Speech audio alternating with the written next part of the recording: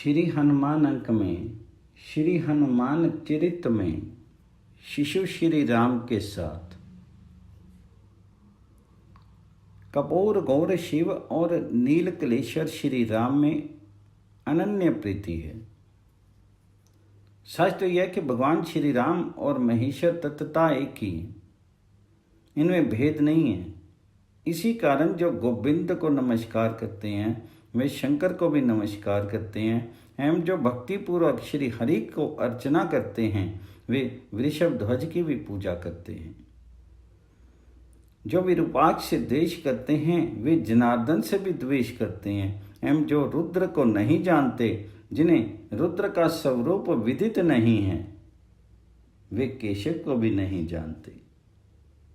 भगवान शंकर ने स्वयं अपने मुखारविंद से कहा है, जो इस अव्यक्त विष्णु को और मुझे महेश्वर देव को एक साथ देखते हैं उनका पुनर्जन्म नहीं होता, किंतु लीला के लिए अपने ही रसमय मधुर लीला के आस्वादन के लिए वे दोनों आशुतोष शिव एवं मुनि मनोरंजन श्री राम के रूप में प्रकट होते हैं। पाप ताप निवारण, धर्म संस्थापन एवं प्राणियों के अशेष मंगल के लिए जब जब भगवान श्री राम धरती पर अवतरित होते हैं तब तब सर्वलोक महेश्वर शिव भी अपने प्रीतम श्री राम की मन मोहनी मधुर मंगलमय लीला के दर्शनार्थ धरती पर उपस्थित हो जाते हैं। वे अपने एक अंश से अपने प्राण प्रिय श्री राम की लीला में सहयोग करते हैं और दूसरे रूप में उनकी भवन पावनी लीला के दर्शन कर मन ही मन मुदित भी होते रहते हैं। उस समय उनके आनंद की सीमा नहीं रहती। निखिल भुवन पावन भगवान श्री राम महाभागा कौशल्या के सम्मुख प्रकट हुए और अवध की गलियों में उमानाथ लगे घूमने। वे अयोध्यापति दशरथ के राजद्वार पर कभी प्रभु गुण गायक साधु के रूप में तो कभी भिक्षा प्राप्त करने के लिए विरक्त महात्मा के वेश में दर्शन देते, कभी परम प्रभु के अवतारों की मंगलमय कथा सुनाने पर कांड विद्वान के रूप में राज सदन पधारते, तो कभी त्रिकालदर्शी दिव्यज्ञ बन करके राजा दशरथ के कमल नयन शिशु का फलादेश बताने पहुंच जाते। इस प्रकार वे किसी न किसी बहाने घूम फिर करके श्री राम के समीप जाते ही रहते। भगवान शंकर कभी अपने आराध्य को अंक में उठा लेते, कभी हस्त रेखा देखने के लिए उनका कोमलतम दिव्य हस्त पद्म सहलाते और कभी अपने जटाओं से उनके नन्हे नन्हे कमल सरीखे लाल लाल तलबे झाड़ते, तो कभी उन देव दुर्लभ सुकोमल अरुण उत्पल चरणों को अपने विशाल नेत्रों से स्पर्श करके परम आनंद में निमग्न हो जाते। धीरे धीरे कौशल्यानंदन राजद्वार तक आने लगे। एक बार की बात है, पार्थिवल्लभ मदारी के वेश में डमरू बजाते राजद्वार पर उपस्थित हुए। उनके साथ नाचने वाला एक अत्यंत सुंदर बंदर था। मदारी के साथ अवध के बालकों का समुदाय लगा हुआ था। डमरू बजने लगा और कुछ ही देर में श्री राम सहित चारों भाई राजद्वार पर आ पहुंचे।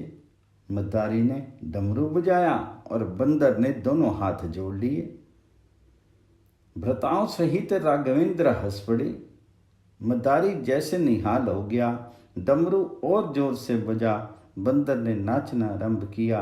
वह ठुमक ठुमक कर नाचने लगा। भगवान वृषभ ध्वज अपने एक अंश से अपने प्राण आराध्य के सम्मुख नाच रहे थे और दूसरे अंश से स्वयं ही नचा रहे थे। नाचने और नचाने वाले आप ही थे श्री रामचरण अनुरागी पार्थिवल्लभ, और बंदर के नाच से मुग्ध होकर के बार बार ताली बजाने वाले थे संपूर्ण सृष्टि को नट मरकट की भांति नचाने वाले अखिल भवनपति कौशल्या कुमार भगवान श्री राम। अंत में भगवान श्री राम प्रसन्न हो गए और मचल उठे, मुझे ये बंदर चाहिए। चक्रवर्ती सम्राट महाराज दशरथ के ज्येष्ठ पुत्र श्री राम की कामना कैसे पूर्ण रहती। मदारी बंदर का मूल्य चाहे जो ले, पर बंदर तो कौशल्या किशोर के पास ही रहेगा। मदारी को भी तो यही अभिष्ट था। इसी उद्देश्य से अपने प्रभु के चरणों में समर्पित होने के लिए ही तो वह राजद्वार पर आया था। नवनिरध वपु श्री राम ने अपने कर कमलों से बंदर को ग्रहण किया। युग युग की लालसा पूर्ण हुई बंदर की। वह नाच उठा, थिरक थिरक कर नाचने लगा। अब तक भोलेनाथ बंदर के रूप में अपने को नचा रहे थे, अब वे स्वयं नाच रहे हैं और उन्हें नचाने वाले थे मुनि मन मानस मराल दशरथ कुमार। बंदर के सुख सौभाग्य और आनंद की सीमा नहीं थी। वह विविध प्रकार के मनोमोहक हाव भाव प्रदर्शित करता हुआ अपने आराध्य के सम्मुख नृत्य करने में तन्मय था। उधर मदारी अदृश्य हो गया। पता नहीं वह कैलाश शिखर पर चला गया था, अपने परम प्रभु की सुखद लीला के दर्शनार्थ अपने दूसरे रूप में प्रविष्ट हो गया। इस प्रकार हनुमान जी ने अपने स्वामी श्री राम के समीप रहने का अवसर प्राप्त कर लिया। श्री राम हनुमान जी को अतिशय प्यार करते। वे हनुमान जी के समीप बैठते, उनके साथ खेलते, उनके स्वर्ण तुल्य अंगों पर अपने कर कमल फेरते। कभी उन्हें नाचने के लिए आज्ञा देते तो कभी दौड़ करके कोई वस्तु मंगवाते।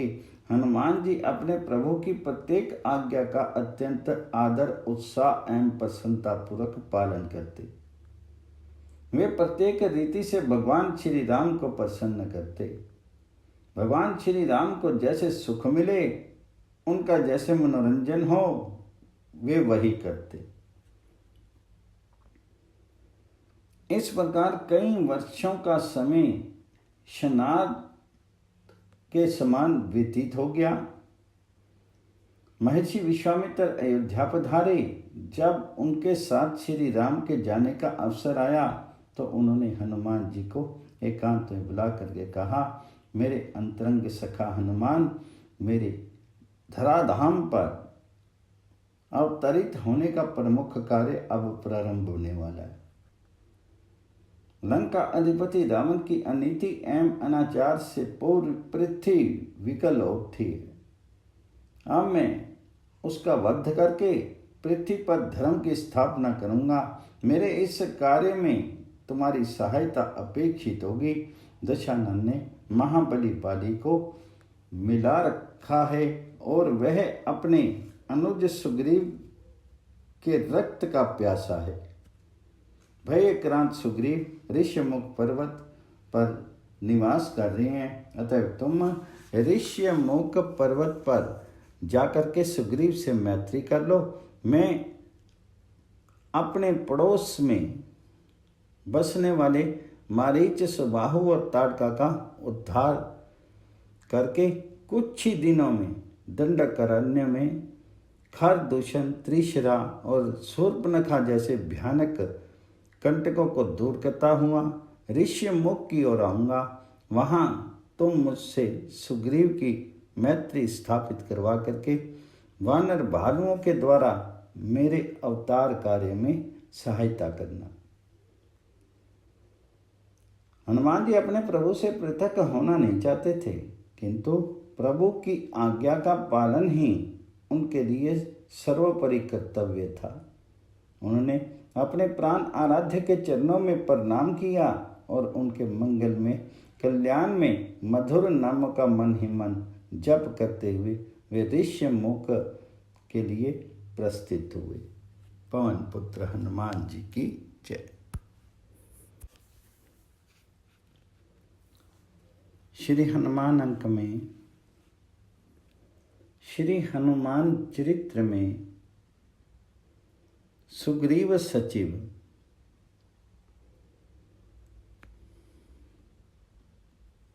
ऋक्ष राजा वानर के 2 पुत्र थे,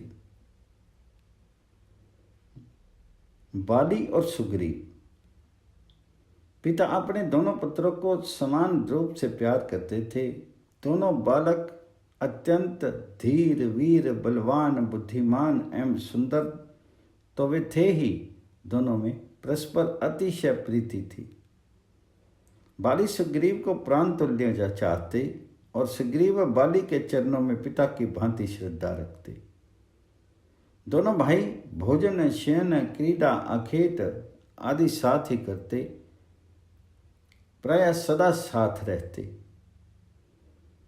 पिता के दिवंगत होने पर मंत्रियों ने ज्येष्ठ होने के कारण बाली को वानर समुदाय के राज्य पद पर अभिषिक्त किया। वे समस्त वानर जाति के प्राण अधिक प्रिय थे और अपनी प्रजा को भी पुत्रवत प्यार करते। इस प्रकार बाली किष्किंधा के विशाल राज्य का शासन करते और सुग्रीव श्रद्धा भक्ति के कारण अत्यंत विनीत भाव से दास की भांति अपने अग्रज की सेवा में प्रस्तुत रहते। उधर कपिराज केसरी अपनी सहधर्मिणी के साथ अपने प्राण प्रिय पुत्र हनुमान की विरक्ति एवं एकांत प्रियता से अत्यधिक चिंतित थे। वे कपियों के युद्धपति थे और दीक्षराज के शासन में रहते थे। इस कारण उन्होंने हनुमान जी को राजनीति का ज्ञान प्राप्त करने के लिए पंपासुर भेजने का निश्चय किया। मात्र पितृ भक्त हनुमान जी माता पिता का आदेश प्राप्त होते ही उनके चरणों में प्रणाम किया और उनका आशीर्वाद लेकर के वे पंपासुर के लिए चल पड़े। पवन कुमार के पंपासुर के आगमन का समाचार प्राप्त होते ही सुग्रीव ने आगे जाकर के उनका स्वागत किया। उनके देव दुर्लभ गुणों से परिचित होने के कारण बाली ने भी उनका अत्यधिक सम्मान किया और उन्हें बड़े ही आदर से अपने पास रखा। हनुमान जी विद्वान, बुद्धिवान, बलवान, धैर्यवान, सदाचार परायण एवं सरलता की सजीव मूर्ति थे। इस कारण बाली इन्हें अपना अंतरंग बनाना चाहते थे, किंतु विद्यावारिधि केसरी कुमार को अपने गुरु दक्षिणा की स्मृति सदा बनी रहती। अतः वे सुग्रीव के अभिन्न भिन्न बन गए। सुग्रीव के हृदय में थी इनके लिए अतिशय प्रीति थी। जिस समय वज्रांग हनुमान पंपासुर पहुंचे उस समय उस क्षेत्र के चारों ओर राक्षसों के राज्य थे। एक और शक्तिशाली खारदुक्षण आदि, दूसरी ओर विराध और तीसरी ओर देव द्विज द्रोही वीरवर दशानन का निष्कंटक राज्य था। वानरराज बाली अत्यंत वीर एवं योद्धा थे। इस कारण असुर उनसे भयभीत रहा करते थे। वे उनके राज्य की सीमा में उपद्रव करने का साहस नहीं कर पाते थे, किंतु राक्षसों की दुष्टता से अवगत होने के कारण बाली निश्चिंत होकर के दुष्ट दल के लिए कहीं दूर जा भी नहीं सकते थे। परंतु केसरी किशोर के पंपासुर में प्रवेश करते ही उनकी ये चिंता प्राय दूर हो गई। माता अंजना ने अपने अलौकिक पुत्र को राक्षसों की अनेक कथाएं सुनाई थी। इस कारण हनुमान जी के मन में बाल्यकाल से ही राक्षसों के प्रति रोष उत्पन्न हो गया था। अतः उनकी दृष्टि में पड़ जाने पर किसी राक्षस का सुरक्षित बच निकलना संभव नहीं था। वे असुरों को खोज खोज करके उनका प्राण हरण करते और असुर उनके नाम से ही कांपते थे। बाली हनुमान जी की सरलता और साधुता के साथ उनकी अनुपम वीरता, धीरता और पराक्रम को देख करके चकित होते रहते। वीरवर बाली और सुग्रीव की आदर्श प्रीति कथा सर्वत्र प्रख्यात थी। वे दोनों प्रत्येक रीति से सुखी थे, किंतु क्रूर नीति की निर्दयता की सीमा नहीं। उसने ऐसी स्थिति उत्पन्न कर दी जिससे दोनों अपने सहज प्रेम को भूल करके एक दूसरे के रक्त पिपासु बन गए। उस समय मैं का पुत्र मायावी नामक दानव अपनी शक्ति एवं वीरता के गर्व से उन्मत्त होकर के प्रति भट ढूंढता फिरता था। एक दिन की बात है, अर्धरात्रि के समय वह बलवान असुर किष्किंधा के द्वार पर जाकर के बाली को ललकारने लगा और भयानक गर्जन करने लगा। अप्रतिम वीर बाली शत्रु का आवाहन सुनते ही उनके मुख मर्दन करने के लिए सदैव प्रस्तुत रहते थे। वे प्रगाढ़ निद्रा में थे, किंतु असुर की ललकार सुनते ही शैया से उठ करके तुरंत दौड़ पड़े। अग्रज को शत्रु के सम्मुख जाते देख करके सुग्रीव भी उनके पीछे दौड़े। असुर ने जब बाली को और उनके पीछे सुग्रीव को भी आते देखा तो वह भयभीत होकर के तीव्र गति से भागा। दोनों भाइयों ने भी उसी गति से उसका पीछा किया। अत्यधिक दूर जाने पर उसे घास फूस से ढका हुआ एक विशाल विवर मिला। असुर उसी विवर में प्रविष्ट हो गया। क्रोध उन्मत्त बाली सुग्रीव को वहीं द्वार पर सावधानी के साथ खड़ा रहने का आदेश देकर के स्वयं विवर में घुस गए।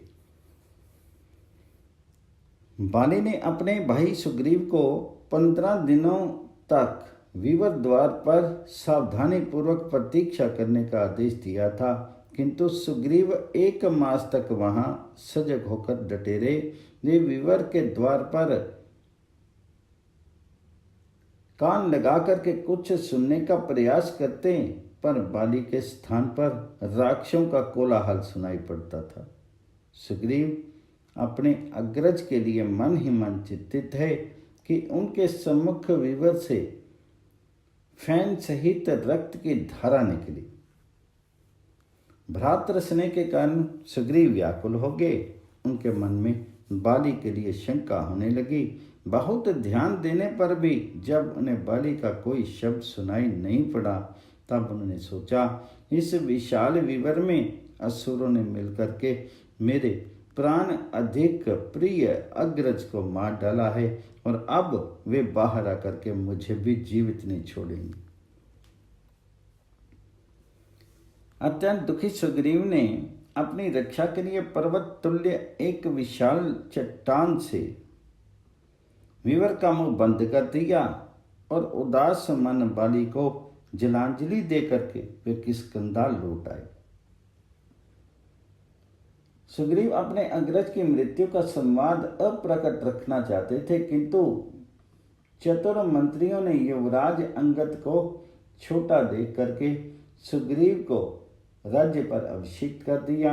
वे नीतिपूर्वक राज्य के दायित्व का निर्वाह करने लगे। उधर वीरवर वाली असुर के समस्त साथियों का वध करके राजधानी लौटे। जब उन्होंने अनुज सुग्रीव को अपने स्थान पर राज्य पद का उपभोग करते देखा, तब उनके नेत्र क्रोध से लाल हो गए।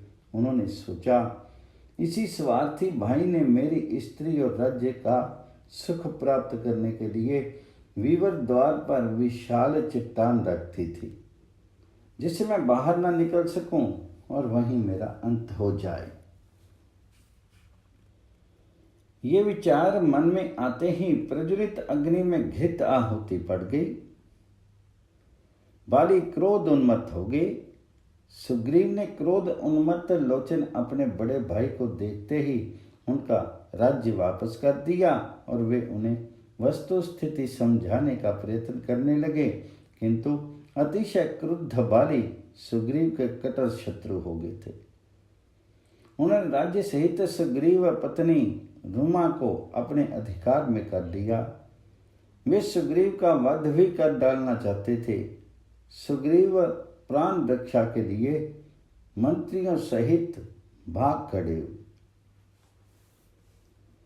भयभीत सुग्रीव भागे जा रहे थे और बाली उन्हें मार डालने के लिए उनके पीछे लगे थे। नद नदियां, वनों, पर्वतों, समुद्रों एवं नगरों को छोड़ते सुग्रीव दौड़ते जा रहे थे।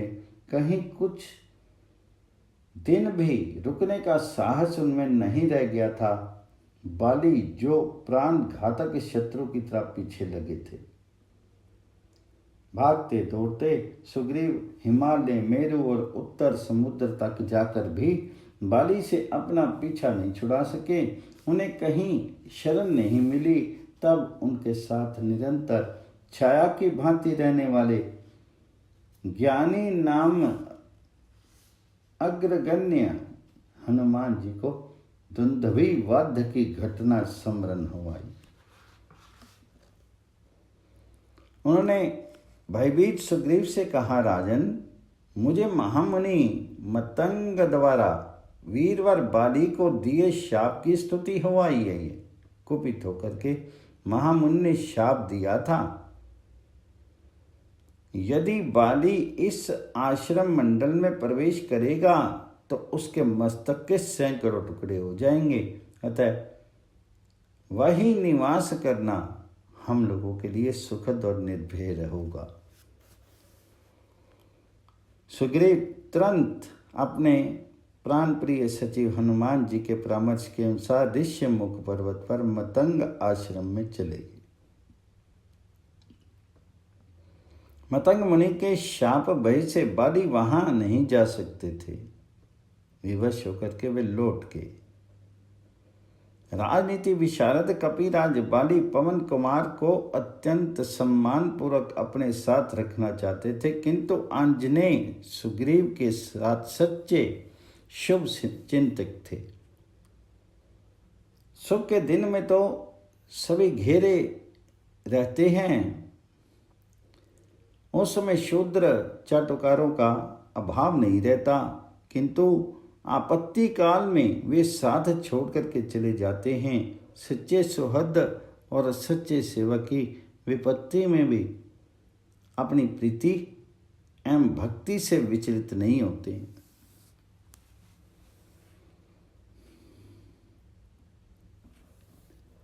अंजनानंदन सुख के दिनों में सुग्रीव के साथ रह चुके थे। वे भला विपत्ति में उन्हें कैसे छोड़ देते। वे सदा सुग्रीव के साथ रहते, उनकी सुख सुविधा का ध्यान रखते और उनकी व्यवस्था करते, उन्हें सत्य परामर्श देते और धैर्य बंधाते रहते। महावीर हनुमान जी के साथ एवं उनके सुनिश्चित आश्वासन पर सुदृढ़ विश्वास के कारण सुग्रीव आपदा में भी सुख अनुभूति करते रहते थे। पवन कुमार उन्हें अपने मंत्री ही नहीं, अन्यतम मित्र, सखा, सहृद और सहोदर भ्राता तुल्य प्रतीत होते थे। बाली के द्वारा सर्वस्व छीन लिए जाने पर भी भीष्कृत सुग्रीव अपने अनुपम सचिव हनुमान जी के कारण ऋष्यमुख पर्वत पर राजा की भांति सुखपूर्वक रहते थे। ऋष्यमुख पर्वत पर शाप के कारण स्वयं बाली तो आ नहीं सकता था, किंतु अपने दूसरे वीरों को भेज करके वह सुग्रीव को मरवा डालने का प्रयत्न कर सकता था। इसे सुग्रीव भली भांति जानते थे, किंतु हनुमान जी की शक्ति, पराक्रम एवं विलक्षण बुद्धि पर सुदृढ़ विश्वास के कारण वे कुछ निश्चिंत रहते। महावीर हनुमान सुग्रीव की सेवा एवं उनकी आज्ञा के पालन में सदा तत्पर रहते। सर्वगुण संपन्न पवन कुमार को अपने सखा एवं सचिवों के रूप में प्राप्त करके सुग्रीव सदा ही अपने भाग्य की सराहना किया करते। पवन पुत्र हनुमान जी की जय।